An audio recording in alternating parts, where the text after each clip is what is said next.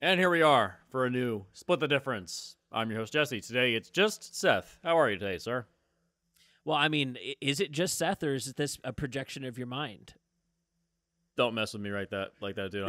I'm too tired. I'm too tired. I can't do it. But that leads into our movies this night. Almost said this afternoon. God, I am really tired. Jeez. It's technically afternoon for both of us. Yeah, you're right. No, it's 8 p.m. over here. It's like 5 where you are. Yeah, that's after the noon. Oh, okay. Yeah. Today we're talking about Open Your Eyes versus Vanilla Sky. Open Your Eyes, directed by Alejandro Amenabar from 1997 versus Vanilla Sky from 2001, directed by Cameron Crowe. Now, this is a weird one to do before and after of Y2K. Have we done that on Split the Difference before? Like this close together? Yeah, I don't think we've done one that's like this. Not as far as I'm aware. And also, 9/11. I think that Vanilla Sky is the last film to feature the Twin Towers. Wow. Yeah, I think it's one of the last films to feature the Twin Towers while they were still standing. That's amazing. Yeah, That makes sense. It's very creepy. What a lineup, too. Yeah, this is an interesting set of films. You said you got some hot takes about Vanilla Sky, and I think this is comparable to Let the Right One In and Let Me In, and that they're kind of the same movie, but the tone has changed drastically in Vanilla Sky to the point where it really hurts the movie in a lot of ways. Yeah, I want to go on record saying I am not a Cameron Crowe fan. I don't get it. I'm not a fan of his work. It does nothing for me. It almost feels like his movies are excuses for soundtracks. Yeah, oh, dude, his needle drops are constant. Yeah, that's all his movies are, is needle drops to me. I'm not a fan of it. Yeah, I think the last time I ever heard of him making a movie was, what was that horrible Bradley Cooper movie? Set in Hawaii. Aloha? Oh, that's it. Yeah, that thing. It was like they were trying to figure out what the hell it was while they were making it, and it was like, just no. God damn. I mean, he swings through with Tom Cruise twice, right? Jerry Maguire, Vanilla Sky, and then we just not a lot out of him after that. No. I don't think Elizabethtown is anybody's favorite movie. Oh, clamoring for Elizabeth. Oh, God. But anyways, let's start with the original. So, Open Your Eyes. Hell yes. Yes. I quite enjoyed this. I've never seen this film, and I am shocked to see that this is kind of like The Matrix before The Matrix in some ways. Little bit, yeah. There's definitely that in here. Paprika, you can definitely tell that this is a filmmaker that is watching trippy cinema at the time. Oh, you can see a lot of stuff was ripped off by other filmmakers, like Inception with Christopher Nolan. You can see that there's elements of David Cronenberg's Existenz is in this film as well. A little bit. Yeah, there's a bunch of stuff in these movies that I quite like, and I think it's done better in the original. The remake, I have serious issues. Yeah, same. Mm-hmm. But let's start with the original. So, going into this, what were your thoughts about the original film? Did you watch them in order, the original and then the remake? I did, yes. I watched them in order. There was a period about 45 minutes into the movie where I thought to myself, this feels so much like a Spanish soap opera, a TV novella, that it's getting to a point where I'm starting to doubt reality. And then the movie starts to doubt reality. And I was like, oh, wait a second. Yeah. Okay, I'm back in. Like there was a part where it's like on a roller coaster where you feel your ass leave the seat, and I was like, yeah, am I ever coming back into the seat? And then you do for the dive, and that feeling. It's been a minute since I've felt that watching a movie. Yeah. It's a little too perfect for him. A little too. Yeah. I was like, when he gets back together with Sophia, I was like, no, this man is an asshole. Why is good things happening to him at this early in the movie? There's just no way. Yeah, he's too much of a prick. Yeah, I like right away. I had it right in my notes. I said, Caesar is clearly a manipulative little bastard with no redeeming qualities. He's charming, but only so he can get laid. I got said, very Patrick Bateman feelings from him. Okay, he's a slut. Let's be clear about what we're talking about in both of these are male slut movies. Yes. That is what these movies are. Yeah, but I think the issue is that the problem with Tom Cruise is that not only is his star power too big for the movie that it overrides the whole film, but also was that the last time like Tom Cruise was actually like acting as a person and not being action man? Is this what you define as his acting work? This is my hot take. I think Tommy Wiseau could have done this role as well as Tom Cruise performed this role. He is acting to the point of overacting, hamming to the point of like literally tearing scenery off the walls. Like I think that this is like a very vain actor's performance, and this is like directly informing Wiseau and what he's gonna do in his film upcoming. I'm not kidding. I can believe it. I can believe it. Yeah. Like you can see so much of the Room's performance in this Oh movie. God, you're right. It is the same plot. Fuck, dude. Wiseau is strapped into his seat, going, "What am I watching? This is amazing!" And then made his own version of it, and like. Suddenly, his performance makes sense in that movie a little bit more to me. Wow, you're right. Fuck. Damn. Now I can't get it out of my head. Yeah. Tommy Wiseau is the poor man's version of Tom Cruise. It's Tom or Tommy. Which one do you want? Sure. That's my hot take. Thanks for setting me up right out the gate. Yeah, I like Tom Cruise's acting, to be clear. I don't think he's a bad actor. That is not my point at all. I don't want that to be the takeaway in this episode. However, I wouldn't defend his acting in this movie. No, he definitely seems like he's going a little over the top, and that's everyone else is really good too. Everyone else is kind of like showing up to perform. He is, I mean, scenery is stuck in his teeth. Like they had to have a PA chisel shit out of his mouth every single day. That is how I feel. He had a great time making this movie. I bet. Yeah. But the original film feels much more understated, which is, like we said, the tone changes the movie, and I think that the original is superior in every way possible, with the exception of maybe some visual effects towards the end of the movie. That's the only time I would say that the remake does it a little bit better. Oh, yeah. There's definitely some limitations on... I mean, what was the budget on this? Like... The budget on the original film... 370 million pesos. I wonder what that translates to. That's not very much. Yeah, that's not very much. Compared to the remake of Vanilla Sky, which was done for $68 million. That's a lot more money. Yeah. It's a lot more money. And I'm guessing a lot of that was Tom Cruise's salary. Yeah, I couldn't imagine. I mean, there's a lot of big names in this one. Cameron Diaz was expensive at that time. Mm-hmm. That's like post working with Jim Carrey and all that. She was a superstar. Oh yeah, she was huge. She was huge at the time. Yeah. But the original film, it feels much more understated. It feels more believable. Like you can buy into it a lot more. There's almost like a slight horror element to the original film. Yeah, I could feel that. Feel that. You're not quite sure what's real, what's not real. Later on this season, we're doing an episode on a Rainer Werner Fassbinder film called World on a Wire, and Dysart's going to be coming back to help to talk to us about it. And that was considered the first film about questioning your reality. You know, what was the first simulated reality film? And I think that qualifies as the first one. There is a remake, and we will talk about it when we get around to it. Wow. I'm so excited for that. I'm still wondering if Dysart's actually going to watch the remake or just be like, no, I'm just going to watch the original. No, we'll get him. We'll talk him into it. Yeah. You better, because it's the point of the show. Right. One thing I wanted to just note, this is a little tangent thing I noticed while watching it. You notice the little flashbacks in the original film? They look kind of like, you know how those little AI generated videos you see on TikTok or something like that? The flashbacks, they look like that. They're kind of like weird warbly warping effects. Yeah, his like dream sequences as Yeah. he's retelling them. Yeah, that was cool. Yeah, it looks much more interesting than the remake, where it's just, oh, we're just gonna show it.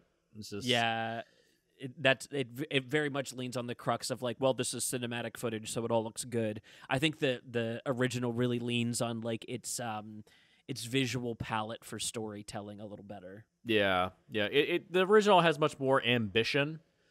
It's Yeah. because they don't have the budget, because they didn't have a ton of money, they had to just make it as good as they could. And so that means getting creative, like we've always said, working within a box, making it as unique as possible in order to stretch the budget as much as you can. And the remake, it's all this money just to dump into it. Just dump, fucking Spielberg shows up for a cameo. I think right before this is right before they went off to film Minority Report, and and Cameron Crowe and Cameron Diaz have little cameos in Minority Report as like little favors. It's like, that's cute. Yep. That's kind of cute, but it's like they're all pals doing mind-bendy stuff at the time. Yeah, well, not anymore. Spielberg and Cruise hate each other now. Yeah. Yeah, fallout from War of the Worlds, so they said it makes Scientology look bad. Aliens coming here to kill us. Well, that's the point of the story. It's like right. Yeah. Have you heard sci-fi? Like, isn't that what Hubbard wrote like a shit ton of? Am I mistaken on my history here? No, that's what he wrote. That's what he wrote. God damn. Yeah, the original film. I also got feelings that the ending is very similar to the movie Brazil. I could see that. Where, there's definitely that kind of like dreamlike exit to the film where it's like, hey, you've seen some heady shit, and we gotta fill you in a little bit on what was happening. Yeah, it's almost like, well, you're inside your own mind. It's a happy ending because you're happy inside your own mind, even if the world outside is a nightmare. Yeah, I do appreciate the fact that we never saw the world outside of the dream. Oh yeah, like having them step out into Minority Report or into Blade Runner or whatever. Yeah, that wouldn't have worked. Yeah, I did notice, unfortunately, the ending reminded me a lot of the exact same thing as Don't Worry, Darling. It's the same ending. Cut to black and then deep breath and then roll credits.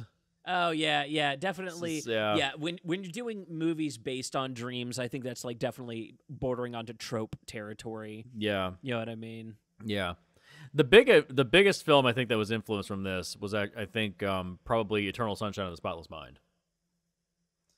Oh, I could see that. Yeah, definitely. Taking the best moments, wanting to remember the best things and forget the worst things. I can also understand the knee-jerk reaction to want to show the technology a little bit more. I think Eternal Sunshine takes its time to have that team set up there, that you're getting to know side characters that kind of explain the technology to you a little bit better. It helps you understand what's happening a little bit more. Yeah. The tech guy, or whatever you want to call him, that character is like a very interesting invention for the cheap version of it. Eternal Sunshine feels like this, but the actual big budget version you'd want versus Vanilla Sky. You know what I mean? Yeah. The tech support guy is basically like the G-Man from Half-Life, just showing up to kind of to let you know what the hell's going on. Right. He even looks like the G-Man in the original film. Oh yeah, he does. Like straight up looks like the G-Man. Yeah, I'm sure this influenced Half-Life a little bit. Yeah. Or no, this is the same year as Half-Life, I think, actually. Yeah, well, and that thing has been a trope since the '60s. The Men in Black, you know. Oh yeah. That is a running idea, and you're definitely leaning on that iconography to have a man in a suit show up to tell you that reality is not what you think it is. Yeah, exactly. The biggest thing I wanted to say is that this film very deeply deals with the psychological term masking. In a literal form. The character realizing he's a scumbag and just puts on a mask to not have to look at his disgusting, distorted face. Right. Yeah. It's I love this original movie so much. It's very much the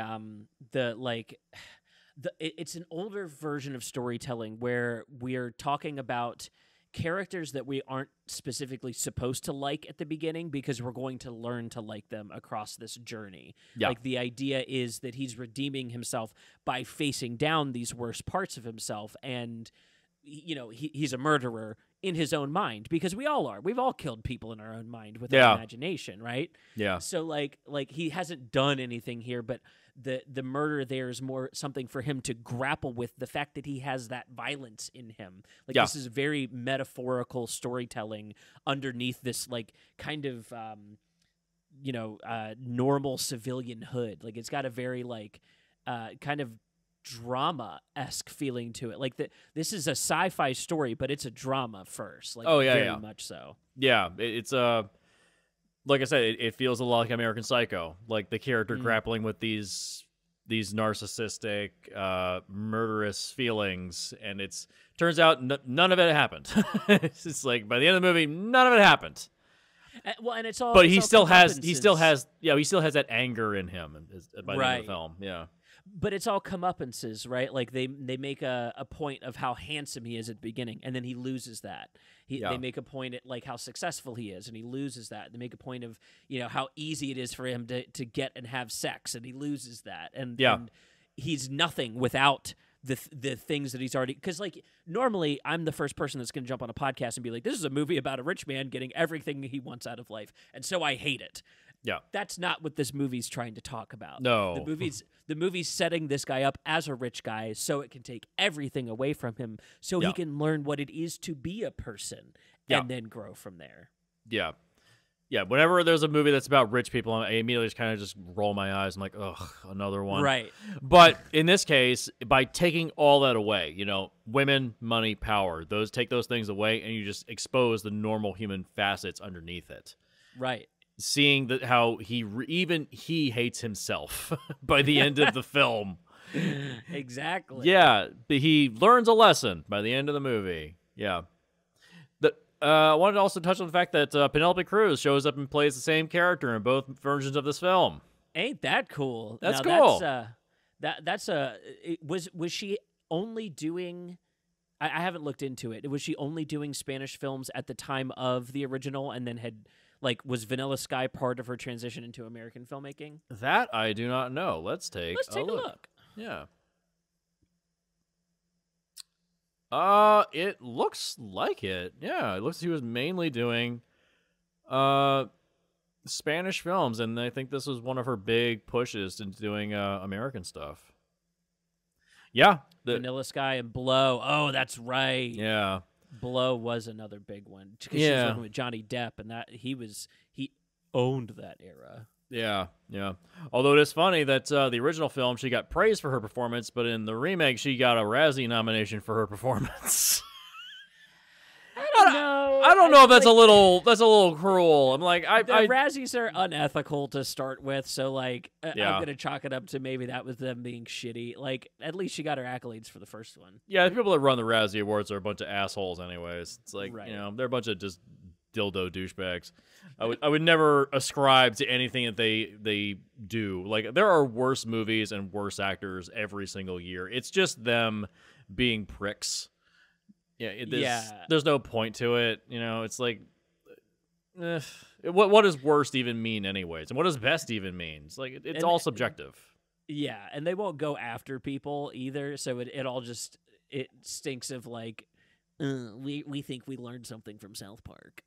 Yeah, well, they sometimes will go after people. Like they constantly hate Sylvester Stallone. Any movie with Sylvester Stallone, they'll always nominate him, even, no matter what the movie is, except for the first Creed movie where he plays Rocky about to die, and then but then Creed 2 they gave him a Razzie again. It's like it's like shut up, fuck off. Wow. All right, but I do think her performance in the original film is much better. I think they're going for a totally different thing in the original film too. Like, you can even see in the acting direction of how she interacts with her male co-star. Like, there's much more sexuality being poured into Vanilla Sky. There's much more ogling. Which is weird. You think that more sex stuff would be in the Spanish version. Well, and like because the Spanish version is taking its time to show them being silly together while they're naked, which is like so much more endearing, so much more charming. Like no wonder we fall in love with Penelope Cruz in the original one. Like they're doing goofy bits in bed. Like that's so much better than Tom Cruise lustfully cocaine snorting all over her. You know what I mean? God. Yeah, here's the way you define the difference between the two. The original film is a drama. The remake has shades of romantic comedy. It's like a thriller dramedy.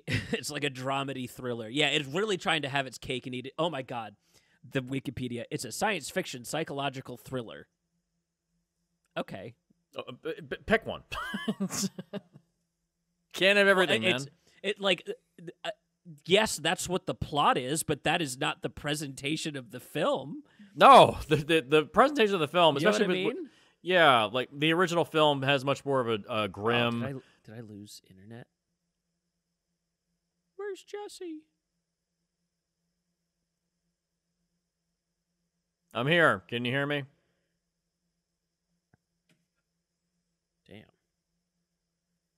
Was it him or me?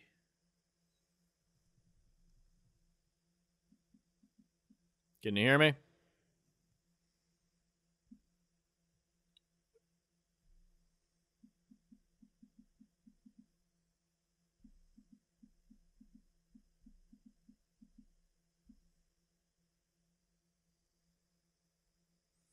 My video froze, but you can hear me. I'm not hearing you at all. If you're hearing me. Oh wait, there you go. There you're back. Okay. Yeah. Okay. That was weird. That was weird. I was literally about to say just keep rolling and we'll just leave the chat and come back in. Yeah. I have not touched anything. We can come right back in. All right. Cool. We can just keep going. All right. What were we talking about? What was the last thing you heard me say? Fuck. What was it? We were talking about the genre. Oh yeah, okay, yeah, that's right.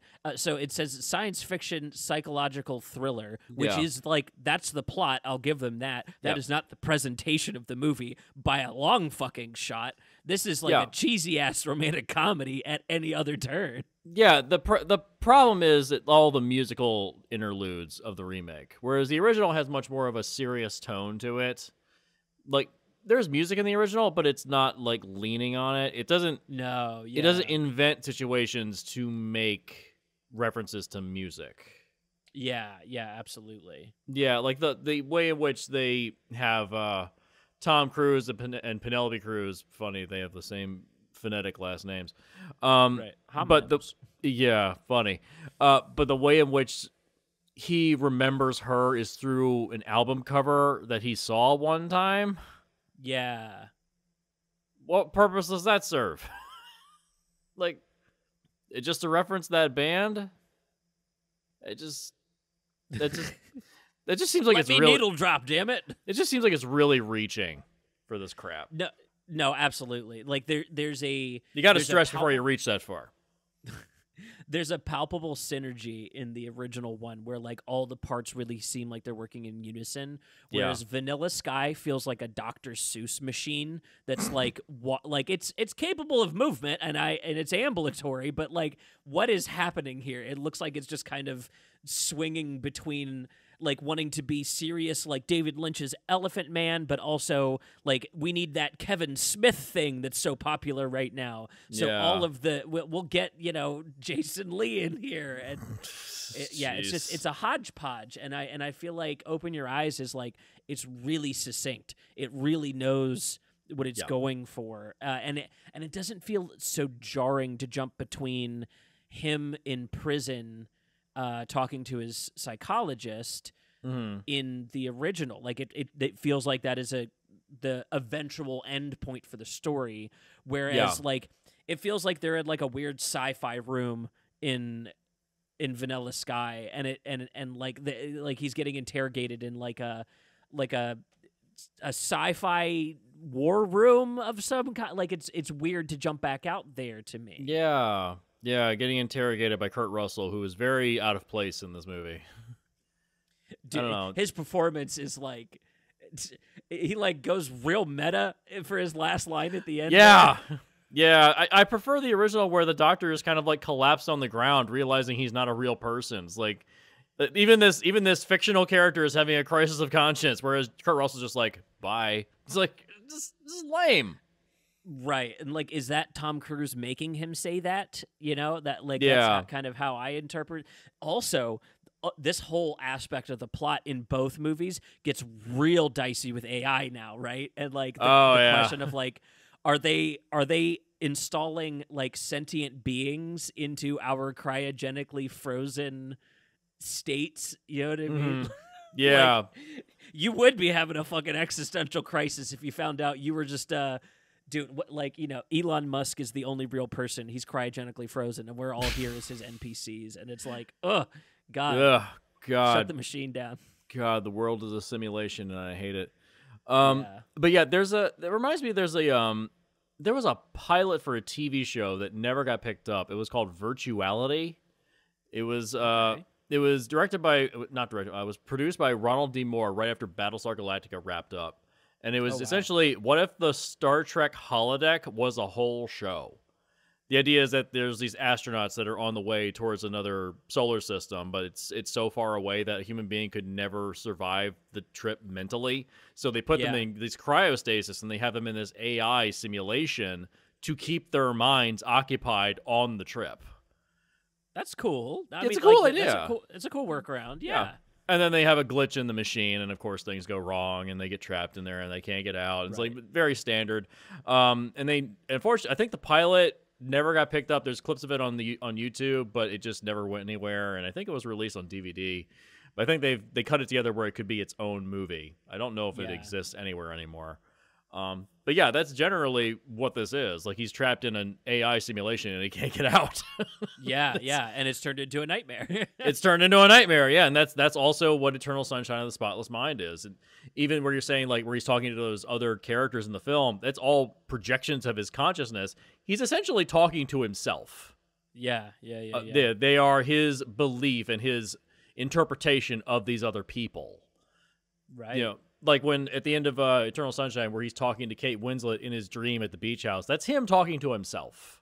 Right, him talking to his projected version of her. yeah, trying to reconcile with the fact that he screwed up, and he's the reason why the relationship failed. It's like, yeah, it's deep shit. God, I love that movie. I need to rewatch that. I always cry whenever I watch that movie. The movie kicks me in the dick every time. Yeah, I think this one is deep in a different way, where this is the original anyways, really trying to talk about the shadows on the wall of the cave, that allegory of like your life is really just a projection until you stop and choose to observe it, and then start to actively choose what you do in your life. Like, even to the point of within this simulation, he can literally control it like God if he chooses to. Yeah. But it's because he's dealing with his own self that things keep spinning out. He's not empowering himself, and that's a really deep message for a movie to kind of come out and be like, no, like, there's a point where you could stop and start making your own choices, and your life would change. Yeah. You just, all it takes is some willpower to do it. Right. Yeah, but he's so down and out because, I mean, he literally killed himself in the real world. It's like he's so out of it and so down and out. If you want to know, like, how the original is much darker and grittier, the way in which he dies in the original film, he's like on the ground, like puking up, and it's like, whereas in the remake, he just kind of falls on the bed and just passes out. It's like, that's it. They really tamed a lot of stuff across the two. Yeah, the other thing they tamed was the Nuria character, the Cameron Diaz character, into Julie. Like, in the original, Nuria clearly has a mental instability. Right from the get-go, you're like, yeah, this bitch crazy. Right from the get-go. But Cameron Diaz, when she's in that bed with Tom Cruise in the opening of the movie, I'm like, yeah, she's just horny for him. Yeah. And then she has a flip. I was like, where the fuck did this come from? What the hell? Yeah, I think that whole sequence of events that set up is also kind of undone by Tom Cruise's character basically like leaning into the bit and like leading Yeah, her on. yeah, Like I don't want to be too forgiving of Cesar in the original, but like I really feel like he was a little more innocent overall. Like he was very much unaware of his effect on the world, and so this is like the repercussions of his actions versus like her freak out about being called a fuck buddy. Yeah, that is like not a reason to drive off anything at 80 miles an hour. It just not believable. Sorry, because technically that's the were. Tommy Wiseau shit. That Yeah. is the Tommy Wiseau shit. Yeah, that feels like a scene ripped straight from the room. Yes, exactly. Yeah, because technically they were fuck buddies. Right. They were, so why is she freaking out? Yeah. And to her defense, like he should have picked up on the like very obvious signals she was putting out that she was into him as more than that, and he seemed to just play along with it up and until that point. You know what I mean? Like when cards are on the table, he's like, "Oh yeah, that is all you are," and suddenly he was just joking a little too much previously. I don't think that's enough to lead into murder suicide. Yeah. I mean, I will say the car crash is better in the remake. That was better. Yeah. The original, she's kind of like the car just kind of spins around, and it's like that wouldn't cause facial damage. Like he didn't know. Whereas in the remake, they literally go off a bridge. I'm like, okay, yeah, that would do it. Yeah. Again, that's that more money. Telenovela stuff in the original. Like it's the crash doesn't look that bad, and then his face is really fucked up. Like arguably more fucked up than it is in Vanilla Sky. Oh yeah, Vanilla Sky. It still looks like Tom Cruise because it's Tom Cruise, and we want to make him look pretty on screen. It's like that's the other thing of Americanization is that nobody can look ugly, nobody can look horrible. Like it's just oh no, yeah, they can't even let Penelope Cruz kiss the ugly version of him. He has to transform into hot Tom Cruise for the kiss parts. Of course, because of course, yeah, because of course, yeah. I mean, I think the other big issue is that Tom Cruise and all the shit we know about him now, it just that really has a giant shadow over the whole movie. I mean, if you want to see like how awful he is as a person, there's a giant article that came out. I want to see if I can find it. So the issue is that the stuff that happened between him and Katie Holmes, she didn't leave him. She escaped. Oh, yeah. Yeah, there's a lot of stuff that came out with regards to the fact that Tom Cruise literally interviews women to date him. It's a little creepy. Well, if you listen to like recent podcasts and documentaries about what Scientology is like for real, and then you put the pieces together that when they're saying that, they're talking about Tom Cruise. Like that's a fucking cult. Like it's a cult. The man is in a cult. The man is the de facto like face and leader. I think there's even an internal power struggle between the guy that was like supposed to take over for L. Ron and Tom Cruise to like control. That's why South Park was so clear to like plug Tom Cruise into all that shit. He's in a very powerful cult that would not like to hear us saying these kinds of things, but I've never been in the church. Y'all don't have shit on me, nanner poo poo. Yeah, it's like it's really weird. Like the fact that she had a really good divorce lawyer be with her father, and he helped her get out of that marriage, and we haven't heard anything from her since because apparently there was some kind of NDA she had to sign or something like that, and so she's kind of just disappeared into nowhere. Yeah. It's like, and again, that's like part of the indoctrination with that is you have to give up secrets. Like that's a big aspect of the readings that they do is to get you to give up secrets. So Katie Holmes probably didn't have much if she wanted to keep it private, because that's the other part. They'll blackmail you by keeping it private unless you act in a way they don't like. So that's it's a rough line to walk when you get involved with that shit. Yeah, and just knowing all that stuff about Tom Cruise and knowing all these things about him and the shit that he believes. It's like, yeah, you make fun movies with those Mission Impossible films, and yeah, Top Gun 2 was kind of fun, but it's like, you're such a disgusting scumbag. I'm just like, I can't be in any way interested in your struggle on film anymore. Yeah, You know, it really does hang a giant shadow over everything he does. He's going to look like Mick Jagger in a couple years, still making action movies, because like he thinks he's invincible. Like he's convinced that he's, OT 8 or 9 or whatever he'd be up to by now. Jeez. They probably invented a 10 for him. They probably have some kindergartner in the back room just scribbling lore out. God. Ugh, God. And then, there's not really any way to get around that. And so, seeing, and even like Tom Cruise and Penelope Cruz, they got together because of this movie. They were dated for like 3 years. And it's like, which makes it even weirder. It's like, I mean, not that you can't have relationships blooming on a set. That can happen. Sometimes it works out. Most of the time it doesn't. Sure. Well, and it's like there's no like moralism to be grabbed out of people's dating choices. You date around work. This is their work. That's how they meet people. They have similarities, and the paparazzi's always after them, and that their life is jet setting, and that probably makes sense in a lot of cases.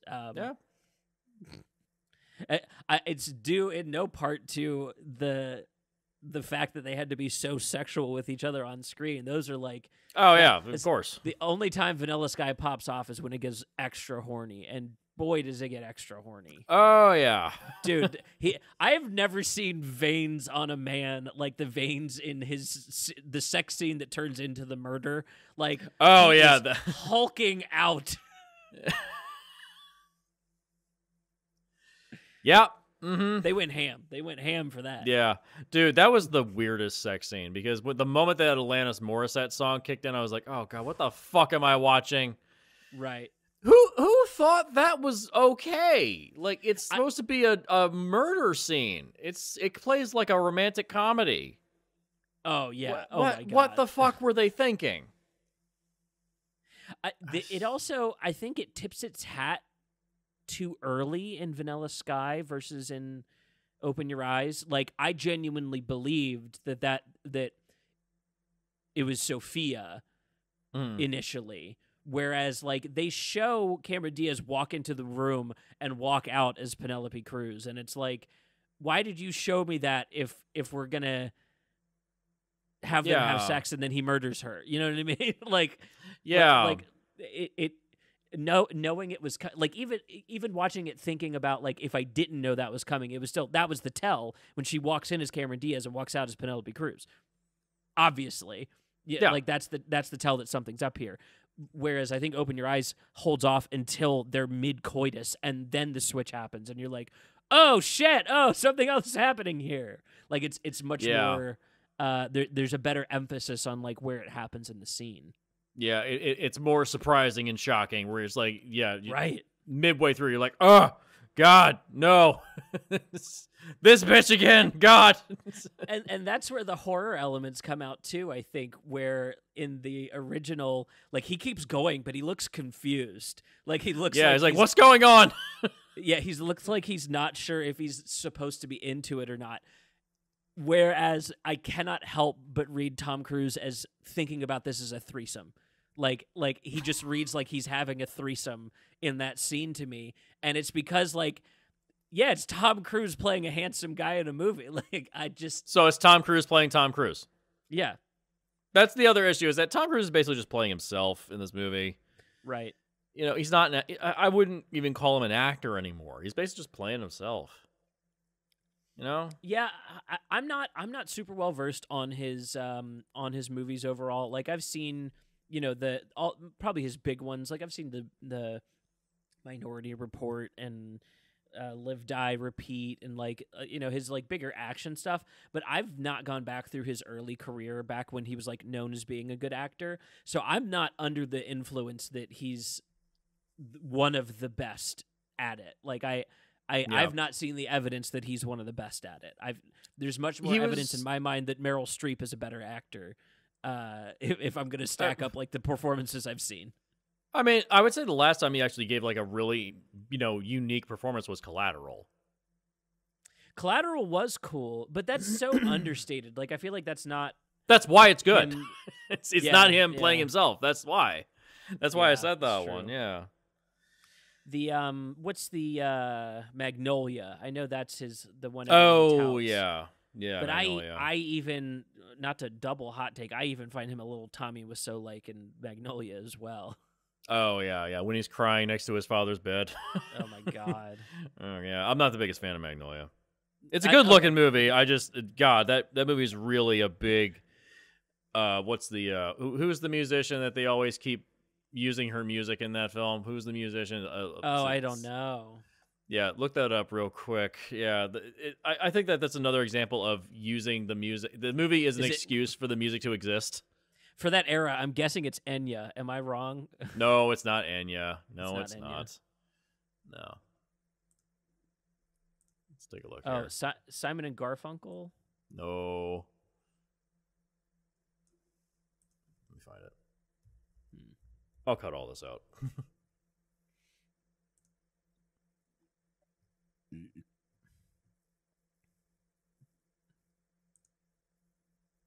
Amy Mann.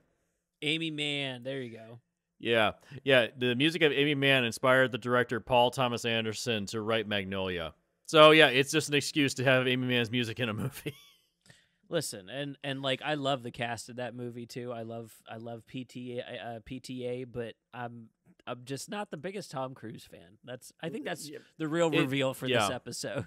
I've grown very tired of Tom Cruise at this point. It just you're playing the same person. Like you don't accept the fact that you're almost 60. It's like I'm a little sick of it at this point. The fact that we almost had him as Tony Stark, what a nightmare that would have been. Yeah. I'm happy to live in the timeline where RDJ got that job. Yeah, I mean they almost had him for Multiverse of Madness. There's that one chair that's empty. They're like, we're supposed to have an Iron Man there. They just didn't get him. Would have been wild. Would have been for nothing, by the way. Like, those are cool cameos, but like they don't add to anything. The reason? Movie. You know the reason why we probably didn't get him? Because he's supposed to die. Oh, probably. Yeah, because the whole Illuminati dies. So. Also, linking himself to the Illuminati as a member of the Church of Scientology, probably not a great... Not a good image. Really bad. No. Let's not do that. Let's not do that. I can imagine his agents and handlers being like, dude, we get it. The fans are clamoring for it. We get it. Don't do this. Yeah, I've also heard stories of people on set with Tom Cruise, and they're like, you can't talk to Tom Cruise. You just don't talk to him. That's just weird. It's like, I get you're not supposed to like converse a lot with the talent, but at least you can just say like good morning or something like that. But it's like he's just like they're just like, no, don't talk to him. It's like it's creepy, it's weird. Unless you're within the scope of someone he wants to bring into Scientology, and then apparently he was buttering the fuck out of Miles Teller, dude. I think he wants to induct that young guy. Oh God. Just did he get him? Is he in now? Oh, dude, I don't know. People's religion is private. You know what I mean? I wouldn't ask somebody how they masturbate. I wouldn't ask them what their religion is. Yeah, I don't really care. I don't want to know. Right. Yeah. So. Well, how about the procedure? I feel like the original film does a great job of burying the lead. Like I didn't pick up on the cryostasis thing initially because it's just background shit while they're flirting, and that felt like foreground to me, so I was more invested in that. So it wasn't until like halfway through where I'm like, is this like my third time hearing about cryogenics? This has got to come back later, so that gets your head rolling. But I think that it doesn't feel as invasive in the original. It feels invasive almost. It feels like a rug pull for the rom-com fans. Like they're trying to like, haha, gotcha, this was actually sci-fi, and now your boyfriend's interested. You know what I mean? Mm-hmm. Like it feels like a very 2001 move. Yeah, it's exactly the same thing in Don't Worry, Darling. It's like, oh, surprise, none of this shit's real. It's the same fucking thing. like it's so much more subtle. It's not as in your face. Like it's there, but it's like way in the background. There's a TV that's turned on in the background. It's Yeah, there. yeah.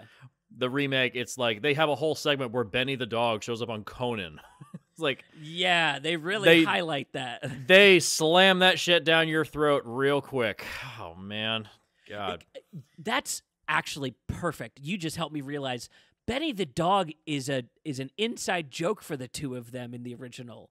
Yeah. And that's why they say it to, and then it's like a whole thing that gets highlighted in Vanilla Sky. So it's not subtle anymore. American audiences, this is the lesson. Subtlety does exist. It is yes, and even like the runtime of the films. You know how I like to always give shit to the runtime of certain movies? Oh yeah. The original film is like, what is it, an hour and 47 minutes, something like that? How long is the remake? 136 minutes. Yeah. So yeah, that's about 2 2 hours 15. Why? To tell literally the same story. Again, those PAs needed the dental work for Tom Cruise after every single scene. That's why it took so, and they just gave him more scenes. Although they did cut out the part where he shoots cops at the end, and I love that in the first one. Where yeah, it's great. That's where you're really like, oh, this is a dream. Like we're using full dream logic, where you're like shooting your way out, and it's like turning into American Psycho, and then they just excise that entirely. They're like, oh, here's a soft little elevator ride while we explain the plot to the dumb people. Well, because you can't shoot cops in movies at that point. Apparently, they filmed it, from what I was reading. So why was it cut? It's an R-rated movie. Oh, yeah. Because Tom Cruise is Americana, and all that bullshit, and he's very much in favor of that. And oh, I know why. Release date December 14th, 2001, post 9/11. Oh, yeah. That makes sense. There you go. Yeah, no, we love cops. We love the military. Okay. Mm-hmm. That makes sense. Yeah, there you go. Yeah. Symptoms of 9/11 affecting everything. After 9/11, there was a whole list of music that was never going to be played on the radio, like Rage Against the Machine was in there. Basically anything that was considered anti-American or anti-capitalism, they didn't play it on the radio for months and months. It's like, yeah, eat shit. Okay? God damn. Yeah, no, that makes sense. I retract my statement. We know why. Mm-hmm. We know why they cut that. We know why. it adds something to the original that made it feel like maybe there was more. You know what I mean? Like, yeah. I felt like everything had been answered, and so him shooting his way out, that is that kind of because Existence just ends mid shootout, right? They're just like, all right, we're done. Yeah, because the game ends, the simulation ends, and then you reveal, oh no, there's another layer on top of it, and it's like, well, now where do we go? Oh, and it ends on an open-ended ending. Yeah, I had that feeling in Open Your Eyes. I was like, oh, okay, yeah, there might be a little bit more. Oh, that's right. Okay, they got me. This is where it ends. Yeah. I can never guess what's happening next in Open Your Eyes, and I knew the plot. I'd seen Vanilla Sky before, but like, the presentation is aces here. It's really like setting you up to kind of learn along with him. And I think that's what they were aiming for in Vanilla Sky, and they ended up dumbing it down. Like, it becomes a Tom Cruise vehicle, not an adaptation of the original film. Right. Yeah, a Tom Cruise vehicle to like really, really go for the Oscar again, right? Yeah. What was the last time he was nominated for an Oscar? Was it Collateral? 2005? Oh yeah, he hasn't done anything major since then. Nothing Oscar worthy. Yeah, I mean, nothing aiming for Oscars. That's not really his thing anymore, though, right? Like, he really turned into a technician filmmaker. He's not really an actor anymore. He's action man. Yeah. Oh my God. From Night and Day. I knew there was another Cameron Diaz Tom Cruise movie. Never saw that one. I know that's a James Mangold movie. Yeah, it's cute. It's very cute. I saw the trailer. I was like, it looks kind of cute, and I never saw it. Yeah, I guess. Yeah, mostly just action. He doesn't really do. Yeah. Lions for Lambs. That thing sucks. The movie sucks. Valkyrie was, I think, a big. Valkyrie was the last one that I remember them being like, Tom Cruise, the actor, Yeah. And then everything after Valkyrie was like Tom Cruise, the action guy. Yeah. Yeah. Well, it also didn't help that Bryan Singer was the director of Valkyrie. It's like, well, that just taints the whole movie right there. Dude, having Bryan Singer and taint in the same sentence. Fitting, Jeez. somehow. Fitting. Fitting. Yeah. God. That guy's a punchline. Right. Jesus. Yeah, I think my ultimate like read on these is definitely watch Open Your Eyes. Yeah. Absolutely skip Vanilla Sky, in my opinion. Yeah, it's the worst version of the movie. There's no reason. Like even as a person to be like, oh well, I don't like reading subtitles. Just push your way through it or the original film. Don't even waste your time with Vanilla Sky. The subtitles really don't even hurt Open Your Eyes. The it is so like conversationally crafted that you really run along with it. Like you're picking up a lot as you go. It is not one. They're not talking about difficult things like until the end, and when they are, they're just standing around. You know what I mean? Like when it gets down to the hard shit, they're just standing around delivering lines. So it's approachable. Like this isn't like a fast-paced war movie or something where like you're really like trying to watch the screen but also reading subtitles. Like this is a drama. This is a lot of dialogue, man. Yeah, and also like the visual storytelling is so strong in the original film that you can turn the sound off and still know what's going on. Yeah, absolutely. Yeah, so if you want to watch it without subtitles, just turn the sound off. Do that, It works just fine. Whereas you do it in Vanilla Sky, and it's like it will save your ears from having to hear Tom Cruise scream at you a bunch. Yeah, but the moment when he's in the club, like talking right to the camera, I was like, "What the fuck are you doing?" Oh, Jesus Christ! Oh, swing and a miss. Swing and a miss. Swing and a miss. Yeah, Vanilla Sky not so good. I'm not a big fan of Cameron Crowe. I think ultimately the actors that surround Tom Cruise did what they were told, did fine. I like the fact that the remake has a stacked cast. Like Michael Shannon shows up for as a prison guard. Right. That's cool. Yeah. Like he's just kind of there. Johnny Galecki's in here as his chauffeur or his assistant or whatever the fuck he is. Right. That's nice little cameos. Dude, Tilda Swinton pops up for one scene. Oh yeah, she's in one scene. Deuces. Yeah, she shows up as God, basically. Right. Yeah, it's great. Little things like that, that's nice, but it's just the movie itself as a whole. Just watch Open Your Eyes. Right. Just don't even waste your time. And it's shorter. There you go. This is an argument for a film being shorter. Brevity. Oh, yeah. Just get in, get out. There's an argument to be made that Jason Lee should have been getting the same roles as Ryan Reynolds. Now that I've seen this movie, he is just doing a really, really good Ryan Reynolds across this film. They look like the same person. Yeah, exactly. They look like the same person. That's the thing, is that they really do look like the same person. It makes him more believably schlubby, I think. Yeah. What has Jason Lee been doing lately? Jason Lee? Damn. His Wikipedia picture is smoking. This man is aging like fine wine. Oh, wow. He looks like Negan. He looks like Jeffrey Dean Morgan. Dude, yeah. If he doesn't go as Jeffrey Dean Morgan for next year's Halloween, I'll be very angry.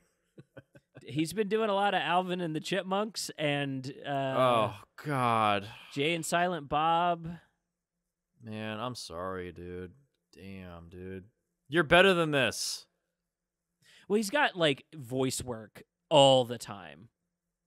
Yeah, he does a lot of voice work. Yeah, he's always doing like TV shows and stuff like that. And look at how many movies this man does not have to work again. Like he could stop making movies. He could live off royalties and relax. Yeah,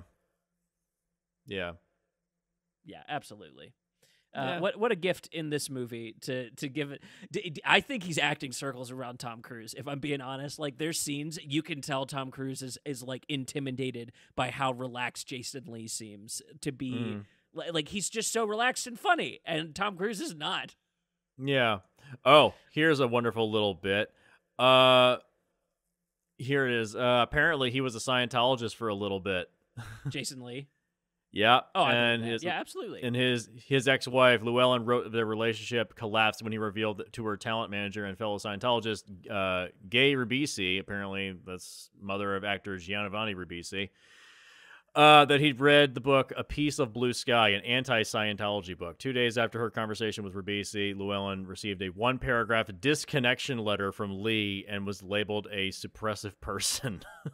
Whoa. Wow. Yeah. In Listen, 2016, he revealed he was no longer a Scientologist. He has left. Yeah, so that makes sense to me. A, it makes sense why he's here now a lot more.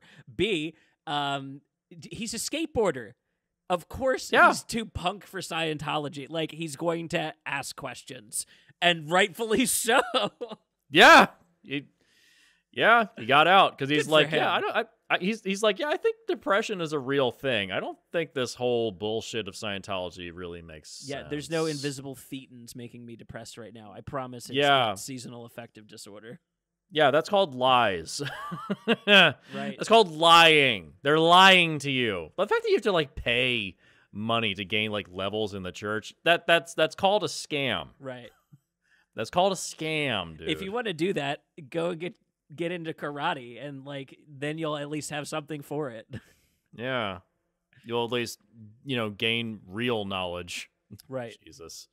Well, that's what a great note to end the podcast on. Jason Lee got out. Hell yeah. Yeah, he escaped. All right, man. Jeez. So yeah, there you go. Open your eyes. Great movie. Watch it. It's short, sweet, to the point. Love it. The remake, Vanilla Sky, hard pass. Hard pass. You could say Jason Lee opened his eyes. Perfect. Thanks, folks. I'm here all night. We'll see you next time for Scott Pilgrim. Yes, we are doing Scott Pilgrim pretty soon. Yeah. So our next episode, we're gonna do Soiree versus the Lake House. We're doing a Keanu Reeves remake movie. Yeah. I've never seen the original. I remember the Lake House, and I remember watching it thinking, "Wow, this is really sappy and saccharine. I don't know if I like this." It is definitely a mom movie. It is a. It looks like a mom movie. Yeah, it is a mom movie. I was trying to put a little more variety in this selection for this season. Yeah. Honestly, I appreciate it. Like sometimes, like there's so many horror remakes that we really get horror heavy. Oh yeah, I had to stop doing that. I just got too much. I was like, I can't do this. I can't do horror back to back to back to back to back. It was just killing me. As much as Hope appreciates it, I'm just like, we've got to watch something else. Right. We've got to watch something else. No, honestly, I'm happy to put my my rom-com hat on and do a little Sandra Bullock, Keanu Reeves action. They're so cute together, and we get to talk about Speed because of it. So like, yeah, haven't they been in like 3 movies together? No, that's Winona Ryder. He's technically married to Winona Ryder because in Dracula, they were actually married by an ordained priest in that film as their characters. Wild. So technically, they are married. Look at them go. Yeah. If you want to see a fun little movie, go to Hulu and watch a film called was it Invitation Wedding? Or no, Destination Wedding. Destination Wedding.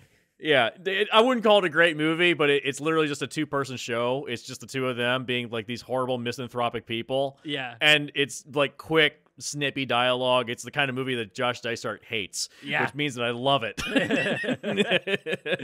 Yeah, it's just the two of them in a room just bitching at each other. I love it. Yeah, it's a fun little movie. I actually quite like it. It's cute. It's the two of them just talking. It could be a play. That sounds It could great. just Yeah, it's a lot of fun. It's like 90 minutes. You'll blow right through it. Yeah.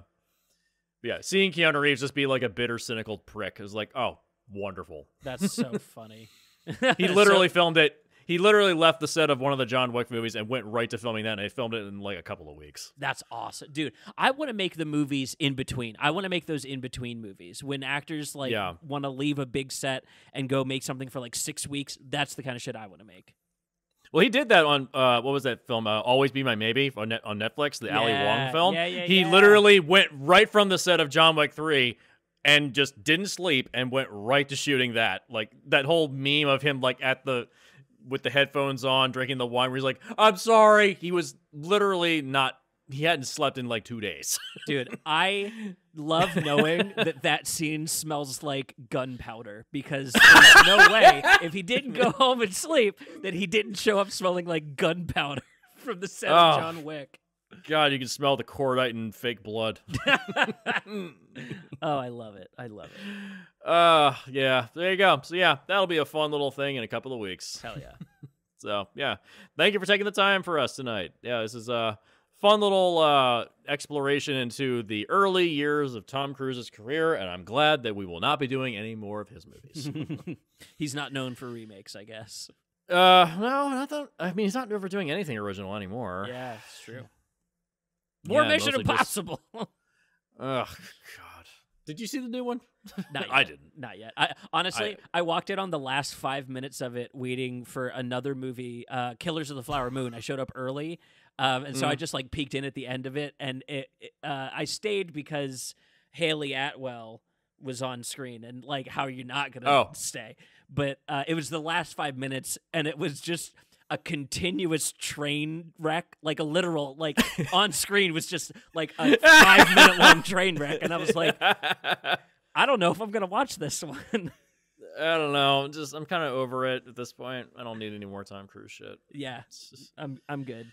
This was a good time. Thanks for a Spanish language movie. I don't watch those often enough. I've been too much into Korean and Japanese language movies. Yeah, well, Spain's got tons of great movies too. Truly. Yeah. And with that, good night.